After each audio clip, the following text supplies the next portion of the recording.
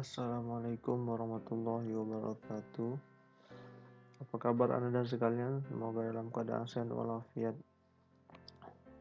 Baiklah Anda sekalian, segala puji kita haturkan kepada Allah SWT atas berkat rahmat dan hidayahnya sehingga kita dapat kembali bertemu pada pertemuan ini. Insya Allah ini materi baru lagi ya. Kemudian selawat dan salam tidak lupa pula kita hanturkan kepada junjungan alam yakni Nabi besar kita Muhammad sallallahu alaihi wasallam. Biqauli Allahumma sholli ala sayyidina Muhammad wa ala ali sayyidina Muhammad. Baiklah Anda sekalian, pada pertemuan kali ini kita akan membahas materi baru yaitu tentang produk jasa profesi dan profesionalisme. Nah, yang pertama ini kita akan membahas subbab yang pertama yaitu identifikasi produk jasa. Nah, identifikasi ini maksudnya adalah kiat-kiat atau cara dalam menemukan kira-kira usaha produk jasa apa yang kira-kira bisa kita lakukan. Ya, kita perlunya adanya identifikasi dulu atau kita mencari dulu apa hal-hal yang bisa usaha dari jasa yang bisa kita lakukan. Nah, ini akan saya jelaskan secara teorinya ya. Identifikasi produk jasa. Nah, jadi sebelum saya lanjutkan materi, kita ambil dari kisah Gojek yang ada di Indonesia. Nah, tentu dengan seiring perkembangannya zaman, manusia ini membutuhkan dukungan-dukungan dalam aktivitasnya sehari-hari. Nah, salah satu kisah yang kita ambil kita bisa melihat dari kisah Gojek Indonesia. Nah, jadi awalnya itu ini kita ambil kisahnya dari seorang yang Nadiem Makarim yang sekarang beliau jadi Menteri Pendidikan. Nah, jadi awal mula Gojek itu berdiri ini mungkin kisahnya dari seorang Nadiem Makarim ya. Dia biasa ingin berangkat ke kantor karena sebelumnya kan Nadiem Makarim sudah juga bekerja di perusahaan IT terbesar juga lah Indonesia seperti Kartuku dan lain-lain sebagainya gitu. Jadi suatu saat kan kalau dia tinggal di Jakarta tuh selalu macet tuh dalam aktivitas. Nah, makanya biar dia nggak terlambat, maka si Nadiem ini sering menggunakan ojek. Nah, masih pada saat itu masih ojek pengkolan. Nah, jadi mungkin ada obrolan kecil lah, ganteng-ganteng ojek bro, katanya kan tukang ojek. Yoi bro, kata Mas Nadim, biar nggak macet bro, katanya. Kapok naik mobil pribadi. Nah, mungkin kita berangkat subuh, itu pengalamannya kalau di Jakarta mungkin yang tahu. Berangkat subuh, itu sejam 2 jam bisa di perjalanan untuk sampai ke kantor. Tentunya kan bisa terlambat kalau sampai ke kantor. Nah, seperti itu. Jadi itulah obrolan ringan. Nah, kemudian banyak keluhan-keluhan yang ada dari tukang ojek biasa ini, ojek biasa lah, ojek offline lah istilahnya gitu. Wah, kata mas ojeknya kayaknya gue salah pilih jadi ojek nih, malah disalahkannya profesi ojeknya. Aduh, nyesel deh ngetem tadi, nyesal katanya, capek gue berebutan penumpang. Di sana dia menyesal jadi ojek, kemudian ngetem juga nyesal, habis waktunya gitu mungkin kan, juga ada rebutan penumpang. Nah, jadi ini yang sering jadi keluhan para tukang-tukang ojek. Padahal pada dasarnya kebutuhan konsumen itu banyak gitu. Biar dia nggak terlambat kan ke kantor. Nah, dibutuhkan sebenarnya. Nah, jadi inilah salah satu keluhan-keluhan oleh tukang ojek. Nah, kemudian Mas Nadiem berpikir gitu. Kayaknya asik juga nih dibuat sebuah aplikasi. Kira-kira apa ya? Nah, barulah tercipta dipikirnya Gojek. Nah, Gojek ini pada saat itu belum menggunakan aplikasi seperti sekarang yang bisa kita unduh di Play Store. Hanya simple saja. Jadi dia pertama Mas Nadiem ini hanya merekrut beberapa ojek dulu, sekitar 10 kalau tak salah ojek pada saat itu kisahnya ya. Nah, jadi 10 atau 8 lah itu ya. Karena gambar di 8 mungkin kita anggap, tapi yang jelas Mas Nadiem pada saat itu sudah merekrut beberapa tukang ojek, belum banyak ya, masih sedikit gitu, dan belum aplikasi seperti sekarang gitu. Nah, jadi buatlah kecil-kecilan namanya Gojek gitu. Nah, kemudian dicoba masih SMS gitu. Jadi sistemnya gampang sekali. Nah, Mas ojeknya dapat identifikasi dari SMS. Si konsumen ini dia memesan lewat SMS, masuk ke pesan orderan. Kemudian, "Wih mantap nih, keren aplikasinya," kata Mas orang ojeknya. Si orang ini sedang mengecek aplikasi baru gitu kan. Nah, inilah akhirnya dia membuat pesanan, si konsumen masuk pesannya ke tukang ojek. Nah, tukang ojeknya nanti langsung menuju di mana alamatnya, "Pak, di jalan ini ya." Maka datang, langsung dijemputnya orang itu dan diantar seperti biasa. Akhirnya tidak ada rebutan-rebutan penumpang dan dibagi ke lokasinya. Lanjut, si penumpang Jun sampai ya komunikasi ringan lah ya. Jadi akhirnya seorang konsumen nih, kita pahami bahwasanya konsumen merasa puas karena dia juga tidak repot untuk mencari tukang ojek. Biasanya selama ini kan tukang ojek pergi dulu ke simpang jalan kaki juga, ini enggak. Dia tinggal tunggu di rumah, lah tukang ojeknya tinggal jemput ke rumahnya gitu ya. Jadi selama ini kita pikir bahwasanya tukang ojek itu bukan membanggakan, menyesal-menyesal, sekarang malah bangga seorang tukang ojek ya. Dan konsumen pun merasa puas. Nah ya. Nah, jadi kemudian seiring berkembangnya waktu, Gojek ini pun terus berkembang. Bahkan info terakhir adalah dari Google dan kawan-kawan invest 16 triliun rupiah di aplikasi Gojek. Nah, gitu loh. Perkiraan valuasi Gojek ini sampai 53,3 triliun. Ini bukan uang kecil ya. Nah, jadi Google pun sudah berinvestasi di Gojek. Nah, kemudian, jadi Mas Nadiem berpikir lagi karena dia seorang visioner, dia berpikir, kira-kira apa lagi ya ke depan harus nih ada perkembangan, bukan hanya ojek lagi apa. Nah, inilah hasilnya. Maka bukan hanya Gojek, ada GoSend lagi untuk ngantar-ngantar barang, GoPay untuk pembayaran secara virtual, GoFood mengantar makanan, GoPoint, GoMart, GoBills, GoTix, GoAuto, GoPulsa, GoLive, GoRide, GoBox, GoClean, GoGlam, GoCar, GoMail, dan lain sebagainya. Masih banyak lagi. Akhirnya itulah salah satu contoh dari seseorang yang kreatif yang bisa melihat peluang. Nah, ya itulah kisah Gojek Indonesia. Nah, era yang serba cepat dan praktis membutuhkan sarana dan layanan yang betul-betul menyentuh pada kebutuhan, baik yang bersifat primer, sekunder, maupun tersier, atau kebutuhan yang lebih tinggi lagi, yaitu bermanfaat dan bermakna bagi orang di luar dirinya. Nah, dari kisah Gojek Indonesia tadi dapat kita lihat bahwasanya dari hal kecil ya, seorang Mas Ojek ini sebelumnya kurang begitu diminati oleh orang. Orang melihat, oh tukang ojek kasihan hidupnya. Bisa kita lihat sekarang, bahkan seorang sarjana saja sekarang ingin melamar jadi seorang tukang ojek gitu, ojek online sekarang. Nah, ini bukan hanya menguntungkan bagi tukang ojek, bagi konsumen juga. Ya, konsumen tidak payah-payah untuk keluar, apalagi sekarang di masa pandemi ini ya. Ya, tidak susah-susah lagi dia mau keluar, takut mungkin karena penularan virus, maka diantarkan saja makanan dengan pesan dengan handphonenya saja. Nah, ini salah satu hasil identifikasi produk jasa transportasi dan makanan juga ada, kan ada GoFood, dan pembayaran juga ada di sana dan segala macamnya, yang saya kira ini sangat inspiratif ya. Nah, ini sangat bagus. Masih banyak peluang-peluang lain, tergantung nih anak-anak muda kita sekarang apakah kreatif atau tidak melihat peluang-peluang ini. Nah, oke ya. Lanjut. Sektor jasa profesi dan profesionalisme ya. Nah, jasa profesi dan profesionalisme ini ada beberapa sektornya. Yang pertama ada sektor perikanan ya, sektor pertanian.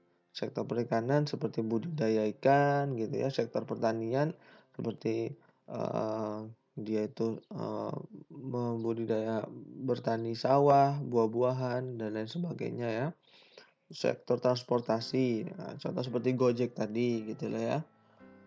Sektor peternakan ya, menternakkan hewan-hewan gitu ya. Sektor layanan akunting. Nah, ini biasanya seorang akunting membuka jasa untuk akunting, karena perusahaan-perusahaan besar sekarang memerlukan akunting yang hebat. Untuk apa gunanya? Agar bisa memprediksikan dan mengelola keuangan sebuah perusahaan. Perusahaan tanpa akunting pasti akan kolap. Akunting ini orang yang sangat luar biasa ya. Nah, kemudian sektor teknologi informasi. Nah, nanti akan saya bahas setelah ini sangat banyak sekali. Apalagi sekarang zamannya era teknologi. Semua serba menggunakan teknologi. Sangat banyak sekali jasa di bidang sektor teknologi. Ya. Dan kemudian sektor kesehatan. Ada seorang lulusan kedokteran nanti yang membuka usaha praktek dokter atau bahkan bisa membuat rumah sakit swasta sendiri dan lain-lainnya. Jadi masih banyak sekali ya eee, jasa dan dan profesionalisme yang bisa kita lakukan, tergantung kita bisa identifikasi atau tidak. Oke, lanjut ya. Yang perlu dipertimbangkan dalam usaha produk jasa adalah yang pertama permintaan konsumen, ya. Sejauh mana konsumen ini membutuhkan atau memiliki kebutuhan sehari-hari. Contoh dari Gojek tadi, ya. Si konsumen ini membutuhkan kira-kira apa nih yang bisa enak. Saya ini kalau ke kantor, ya, setelah ke kantor saya sering terlambat kalau menggunakan mobil nih khusus Jakarta gitu contohnya kan. Nah, maka butuh Gojek. Tapi kok bisa nggak ya kalau Gojek itu saya tinggal tunggu di rumah dia datang. Nah, ini permintaan konsumen dulu dan didengar oleh Mas Nadim. Maka Mas Nadim bilang, enak nih kalau dibikin aplikasi. Nah, itu dia salah satu contohnya ya.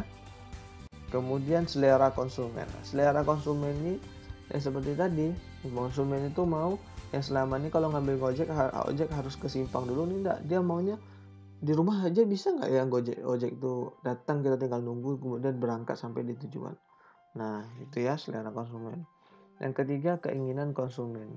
Nah, kurang lebih sama seperti itu. Keinginan konsumen itu seperti apa? Apakah on time? Apakah tinggal stay di rumah tadi? Kemudian sampai tepat waktu gitu dan nyaman gitu kan, dan harga pun terjangkau dan macam-macam lah keinginan konsumen ya.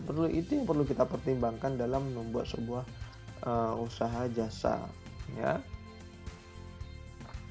Nah, ini semua bermuara kepada apa? Nah, ini semua bermuara kepada hasilnya adalah inovasi dari penghasil produk jasa. Contoh lagi dari Gojek yang saya kasih contoh tadi, ya. Inovasi itu dilakukan oleh Mas Adem. Kira-kira Mas Adem bilang tadi apa? Katanya adalah sekali saya berinovasi nih untuk mengembangkan. Nah, bahkan hanya bukan Gojek.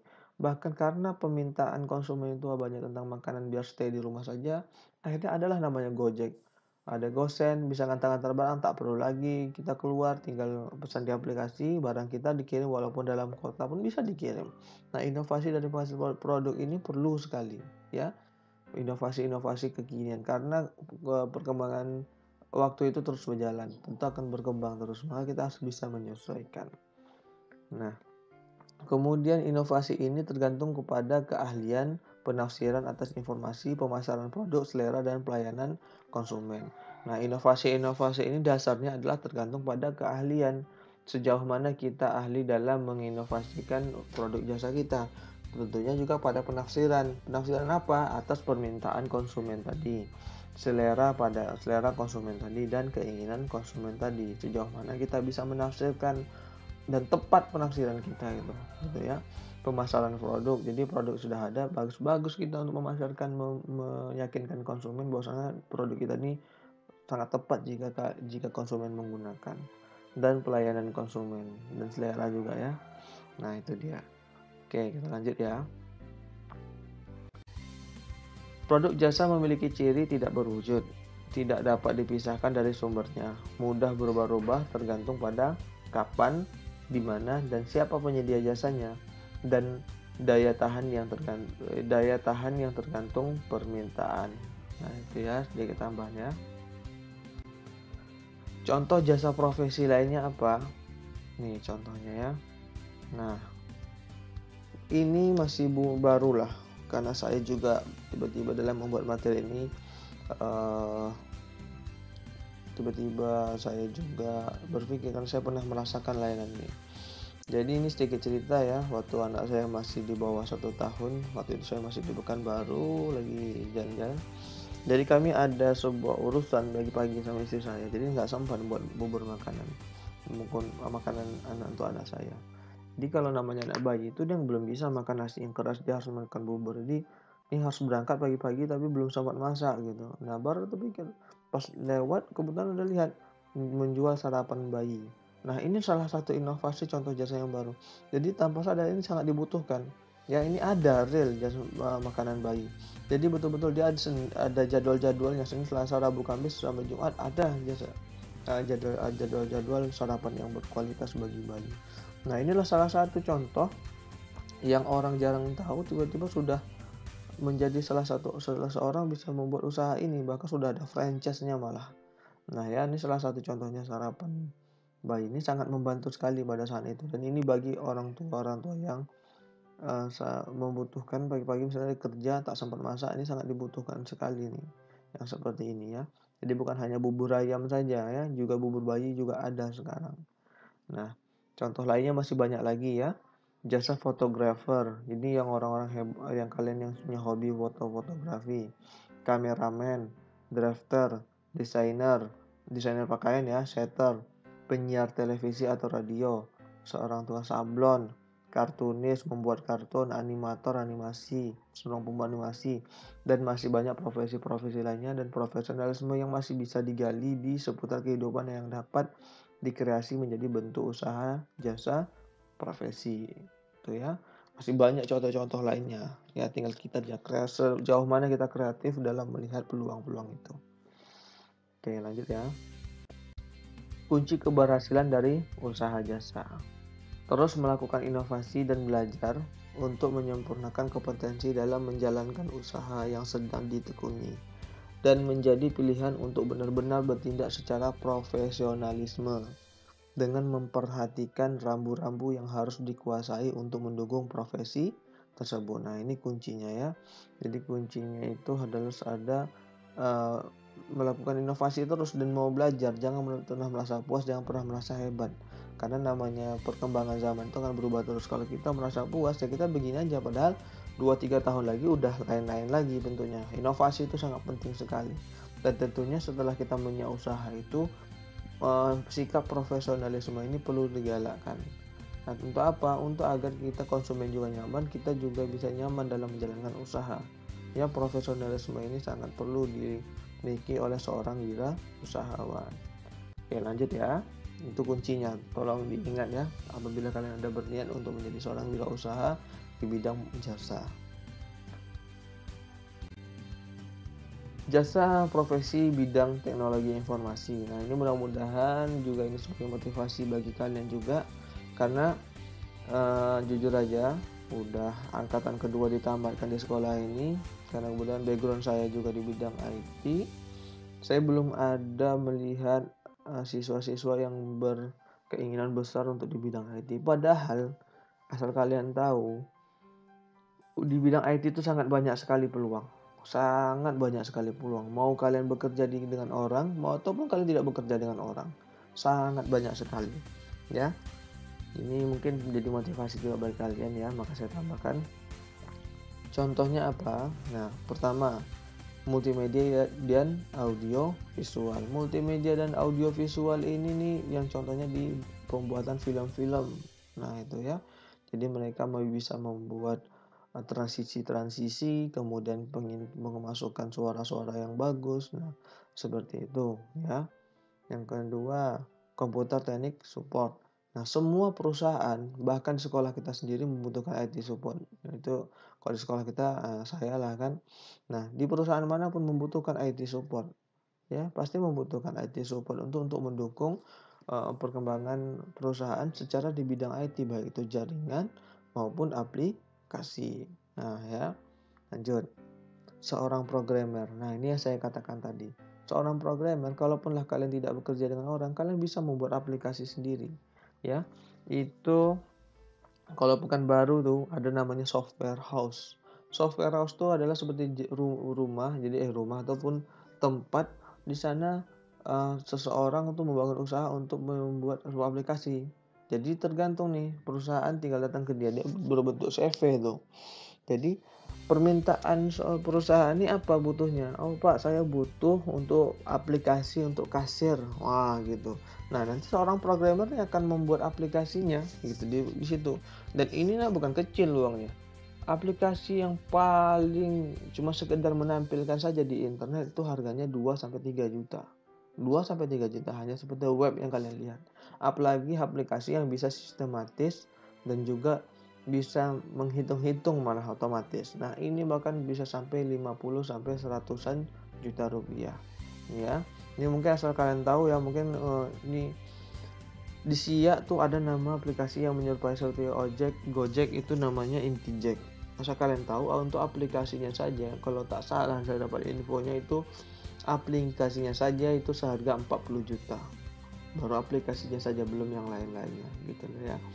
Nah, jadi programmer ini enak sekali gitu. Apa modal untuk jadi programmer? Dia butuh ya matematikanya bagus juga dan berpikir kreatifnya itu bagus ya, mencari langkah-langkahnya itu. Jadi jangan takut dulu gitu loh. Nah, ini tanpa pun kita kerja dengan orang, duduk pun kita di rumah, kita jadi programmer, orang percaya ya udah, insya Allah duit tuh mengalir aja gitu ya. Nggak kerja capek-capek harus ngejar-ngejar waktu di luar gitu. Nah ya, ini di bidang teknologi informasi. Ada lagi yang lain, masih jaringan komunikasi dan sistem. Jaringan komunikasi sistem ini ya jaringan internetnya gitu ya. Nah, jadi kalau di SIA ini yang bisa nyaingi Telkomsel itu ada namanya PSMNet ya, dia menyedia jasa jaringan internet. Nah, itu salah satu orang yang bisa membeli jasa penyedia provider internet atau ISP ya, itu dari SIA namanya PSMNet. Nah, jadi jangan kalian pikir penyedia internet di SIA ini hanya Telkomsel aja, itu di Indonesia Telkomsel atau yang besar-besar aja. Enggak, masih banyak lagi yang di Indonesia nih. Kalau di Pekanbaru itu ada lagi tuh namanya apa tuh ya, saya pun lupa juga. Jelas ada, bukan Telkomsel, bahkan kampus saya tuh nggak pakai Telkomsel malah. Nah itu dia, jadi salah satu contoh di bidang teknologi informasi itu di jaringan ya. Kemudian ada lagi operator. Nah operator ini juga butuh, contohnya seperti bank. Bank itu kamu bayangkan ada namanya e-banking. E-banking itu dari mana coba? Ada servernya yang harus hidup 24 jam. Server itu hidup aja? Tidak, dia butuh orang, harus ada yang mengendalikan ataupun menjaga aktivitas jangan sampai dihack oleh orang. Nah, ini kadang-kadang ada itu. Nah, jadi keamanan jaringan itu juga perlu seorang operator. Nah, ini akan bekerja untuk menjaga 24 jam di sana. Dan gaji bukan sedikit, nah, namanya operator menjaga database bank itu bukan murah gajinya. Paling kecil 10 juta. Ya, paling kecil 10 juta. Karena dia menjaga betul keamanan data di bank itu tadi. Ya, masih banyak sekali lagi teknologi informasi ini yang bisa kalian lakukan, tergantung mau atau tidak ya, dan lain-lainnya ya. Oke, kita lanjut ya. Kita lagi. Seorang programmer ini banyak lagi ya bidangnya. Ada dia bisa pemrograman basis data. Contohnya apa aplikasi pemrograman basis data nih? Kalian pernah belanja di Swalayan? Kemudian ada pakai barcode, gitu. Nah, ini salah satu program basis data. Program web internet. Program web internet seperti apa? Contohnya apa? Kalian buka internet, buka laptop, buka Google Chrome, kemudian kalian klik Google. Nah, ini program web. Google itu adalah salah satu program web, untuk itu namanya adalah search engine. Search engine itu adalah aplikasi pencari di dunia maya. Banyak pemrograman yang lain. Kalau kalian pernah mungkin menggunakan Canva, itu salah satu di program di internet juga gitu, yang editing online dan lain sebagainya. Pemrograman sistem ini berupa instalasi jaringan secara aplikasi maupun juga aplikasi offline yang ada di HP kamu tuh ya. Pengujian perangkat lunak itu juga ada juga ya.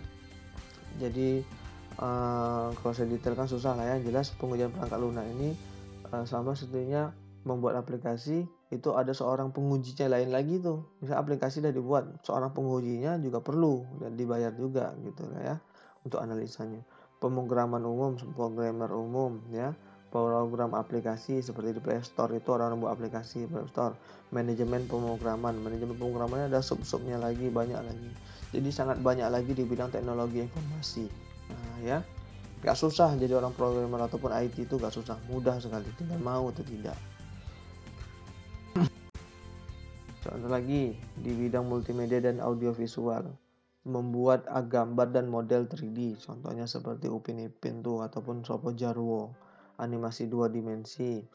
menggabungkan bidikan kamera, ataupun kalau orang yang kalian hebat tuh di bidang Photoshop tuh di sini nih, mengoperasikan kamera, seorang fotografer yang bisa pas mengambil angle-angle itu ya, dan tahu setting-settingan kamera, merancang produk multimedia ya. Multimedia ini membuat produk-produk multimedia, contohnya kalau kalian tahu itu aplikasi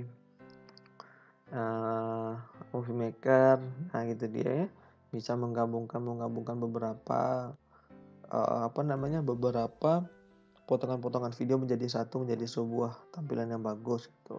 Mengkoordinir pembuatan dan peralatan efek kamera. Jadi banyak sekali ya, ini contohnya pula di bidang multimedia dan audio visual. Oke ya, kita lanjut.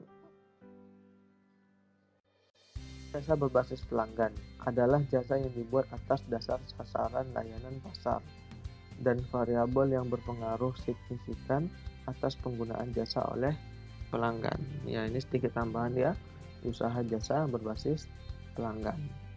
Nah, jadi jasa yang dibuat atas dasar sasaran layanan pasar. Makanya dia berbasis pelanggan, artinya itu didasarkan oleh pelanggan. Maka kita lihat pelanggan itu ada mana? Di pasaran. Nah, berarti kita harus membuat dasar permintaan pasaran dan variabel-variabel itu yang setara lah dengan pasar itu apa saja. Bukan hanya seseorang, tapi mungkin perusahaan atau keadaan juga. Ya, yang berpengaruh signifikan atas penggunaan jasa dan oleh pelanggan. Jadi sejauh mana jasa yang akan kita buat nanti itu diminati oleh pasar atau pelanggan atau variabelnya lah gitu ya. Nah, ini usaha jasa berbasis pelanggan. Oke, lanjut ya. Usaha jasa profesi dan profesionalisme terdapat pada berbagai sektor. Di antaranya apa? Penyiar radio, setter. Tadi sudah saya jelaskan secara tulisan, ini secara gambar ya. Produk jasa lainnya, desainer pakaian, salon kecantikan, drafter, fotografer, animator, kameramen, kartunis, sablon, dan lain sebagainya. Masih banyak lagi ya. Ini peluang-peluang yang bisa kita lakukan. Kita diawali dengan berusaha mendapatkan informasi dari kebutuhan dan harapan pelanggan, sehingga mendapatkan informasi yang tepat, akurat, dan bermanfaat untuk ditindaklanjuti dalam menyiapkan jasa sesuai dengan harapan pelanggan, sehingga didapatkan layanan yang tepat, efektif, dan efisien. Ini saya tekankan lagi tulisannya, jadi sebenarnya sudah saya jelaskan sebelumnya tadi untuk diingat. Karena untuk identifikasi ini memang betul-betul targetnya adalah konsumen tadi, sejauh mana konsumen itu membutuhkan. Agar apa? Biar jadinya tepat dan efektif dalam kita menjalankan usaha jasa gitu ya. Oke, kita lanjutkan ya. Identifikasi pasarnya. Nah, pertama segmentasi pelanggan. Setelah itu mendengarkan suara pelanggan per segmen gitu ya. Kemudian membuat produk jasa sesuai harapan pelanggan. Nah, ini intinya ya. Dalam identifikasi produk jasa itu pertama kita harus berada di segmentasi pelanggan. Itu tadi. Jadi di dalam pelanggan itu kita dengar dulu apa kebutuhan dari pelanggan itu. Ya. Contoh seperti Gojek tadi. Nah, jadi pelanggan tuh butuh tepat waktu tanpa macet-macetan. Kalau motor kan enak tuh nyelip-nyelip aja.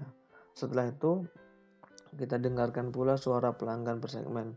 Saya itu pengen cepat katanya, juga pengen selamat, aman gitu. Nah, jadi buatlah Gojek gitu. Dengan dada Gojek itu tadi gunakan helm yang bagus, kemudian diberi kenyamanan dengan pelanggan, tidak terlambat dalam menjemput di rumah, jemputnya di rumah juga. Saya pengen tuh di rumah aja lah kata pelanggannya, jangan sampai ke simpang.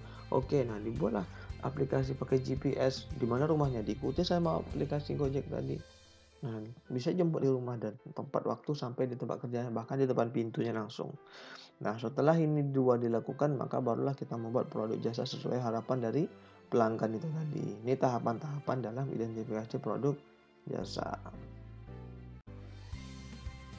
Oke, segmentasi pelanggan ditentukan atas dasar diantaranya variabel usia pengguna produk jasa.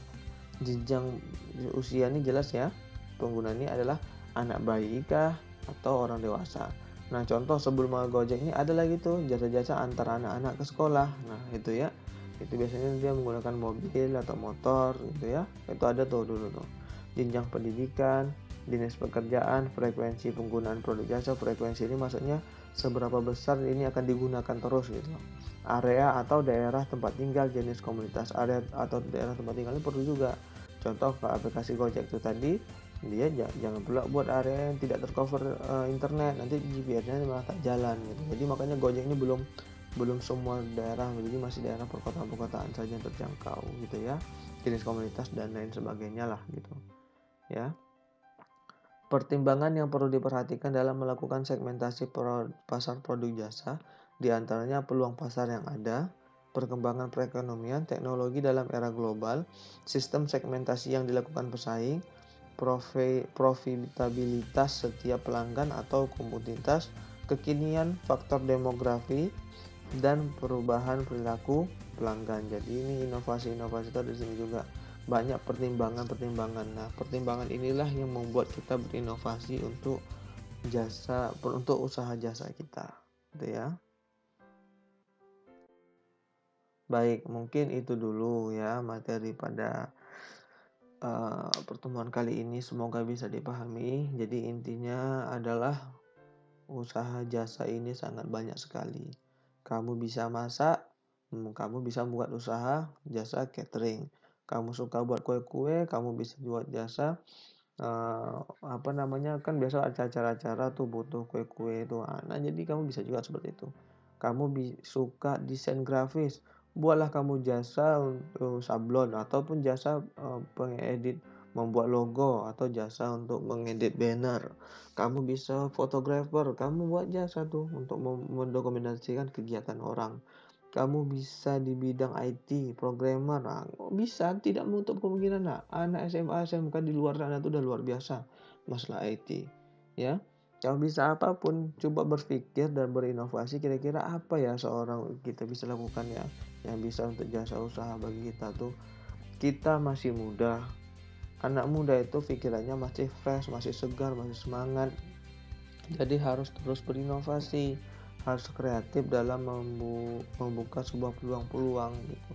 Jadi bukan hanya taunya main game aja ataupun hanya santai-santai aja. Jangan sia-siakan masa muda ya. Waktu itu tidak akan pernah kembali. Kalau udah tua jelas pula badan kita dah remuk, tak bisa bergerak, berpikir pun dah payah. Semua serba pening, ini pening, itu pening. Mumpung masih muda, manfaatkan waktu kita tuh sebaik-baik mungkin. Nah ya, jadi itu pesan saya. Jadi semoga bisa dipahami ya. Sampai jumpa di pertemuan selanjutnya. Jadi mudah-mudahan bisa dipahami. Apabila ada pertanyaan, silakan ajukan pertanyaan di grup Telegram kelas, ataupun kalau waktunya habis di Telegram, silakan buat pertanyaan di kolom diskusi pada Google Classroom. Silakan buat pertanyaan di komentar kelas ya. Sedangkan menjawab pertanyaan di diskusi dijawab di komentar pribadi. Mungkin itu saja bagi saya, sedikit motivasi bagi saya juga. Itu saya bilang tadi di tengah-tengah materi udah 2 angkatan tamat tapi tidak ada yang belum ada yang berminat menjadi di bidang IT. Saya harapkan mungkin ada, karena saya kasih tahu memang salah satu populer untuk peluang kerja ataupun usaha di masa depan itu ada di bidang IT. Tertinggal kita bidang teknologi, maka tertinggallah kita kepada zaman gitu ya. Memang betul ya. Agama juga jangan jadi jelas, kalau agama itu kita tidak perlu didiskusikan, itu kunci pertama kita harus kita miliki. Namun setelah itu kita barengan dengan kemampuan atau sejauh apa wawasan kita di bidang teknologi memahami itu. Nah ya, semoga itu juga ada terinspirasi dalam pikiran kalian. Baik, itu saja mungkin dari saya. Lebih dan kurang saya mohon maaf. Wassalamualaikum warahmatullahi wabarakatuh.